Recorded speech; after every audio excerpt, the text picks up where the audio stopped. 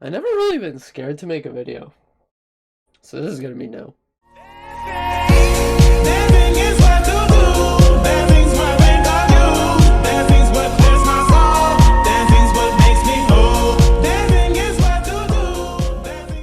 Yo, what's going on, guys? It's Zombie. Today's story is a pretty recent one, and how do I even go about this? So today's story confuses the shit out of me, and I really don't understand it, but yeah, let's get into it. So I was dating this girl for about 2 years, and we were like the cliche couple that nobody thought would ever break up. I'm not really sure why people thought this, because we had our own problems, but I guess because I never really talked about them, people assumed we would be together forever. So about a year ago, I started getting depressed, and I'm not really sure why, but like, I just wouldn't go out. Like, I just stopped going outside, and I literally just sat in this room and like watched YouTube videos. Like, it got to a point where I just wanted to do absolutely nothing. I was completely unmotivated anymore. I stopped streaming, and honestly, I quit my job and I didn't want to do anything. Now, this is important to the story, and we'll get into that why later. So about 2 months ago, I got into this argument with my ex about her hanging out with this one guy. Now, I usually don't get mad when she hangs out with a guy, but the problem here was the fact that she was hanging out with a guy that I knew wanted to fuck her. Like, he literally texted her saying he wanted to fuck her. Now, this guy was her best friend's boyfriend. Yeah.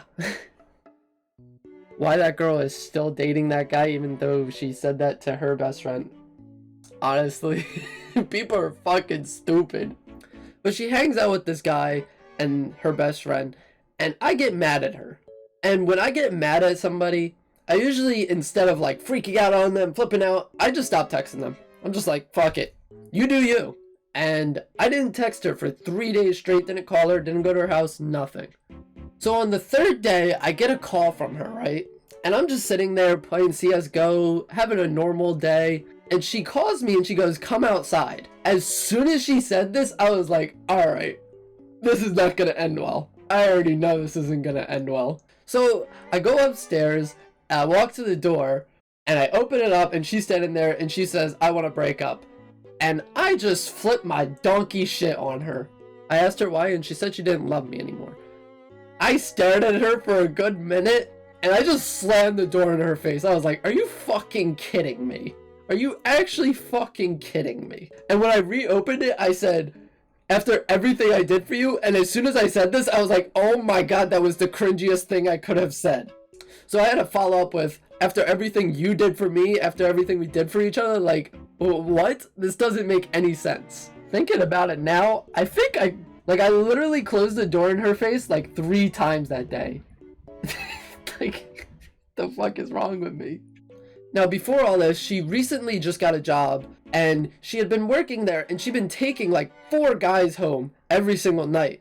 And this was suspicious to me, but like, I was like, this is my girl, she's never gonna do anything, right? So she leaves my house, and I'm just sitting there, and I'm just like, what the fuck just happened? Like, this is not adding up. There's something I'm missing. So the thing about this is, I needed a lot of patience, like a lot. So for the first like 3 days, I'm trying to get her back and it's not working. So I'm just like, all right, I need patience with this. So I give it about like 2 or 3 weeks and she texts me. But at this point, I was kind of already over the relationship. Like after 2 or 3 weeks, I was just kind of like, I think I'm doing better now.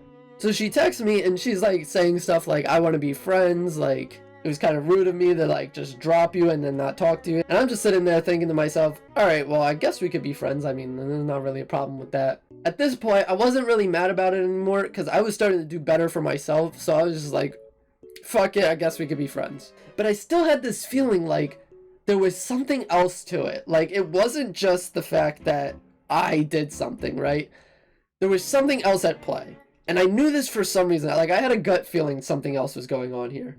So I had to play it a little bit maliciously. This is the thing about this. You need a lot of patience to get information out of people.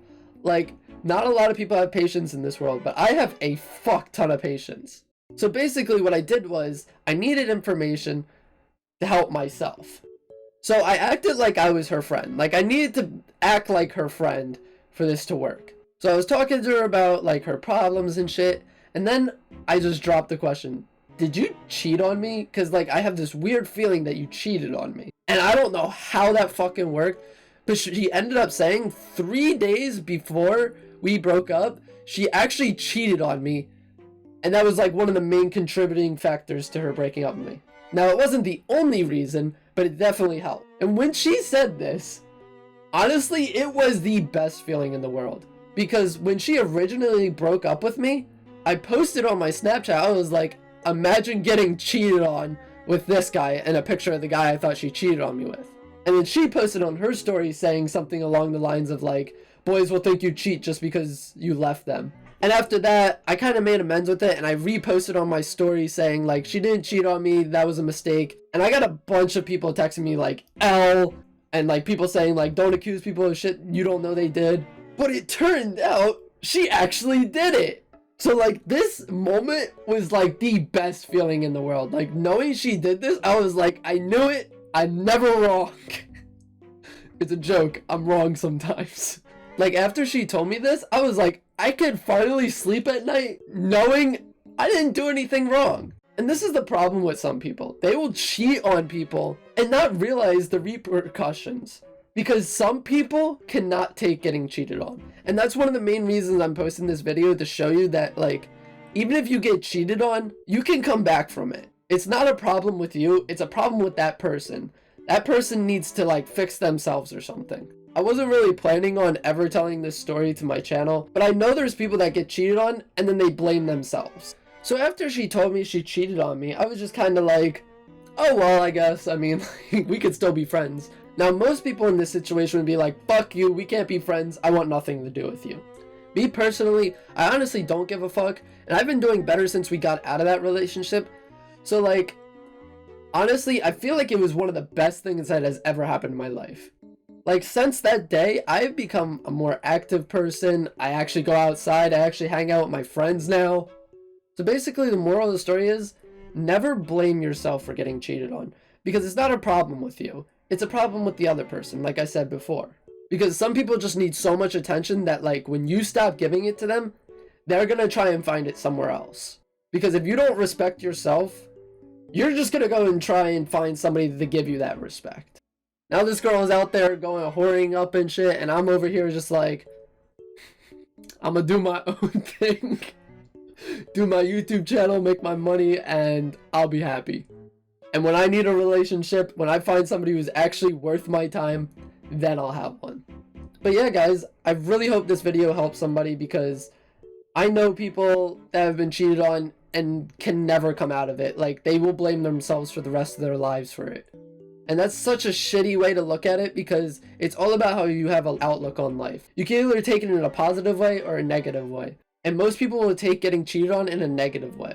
But yeah, guys, that was my story for today. I just wanted to say I appreciate every single one of you that has been supporting me and been watching my videos, liking them, commenting.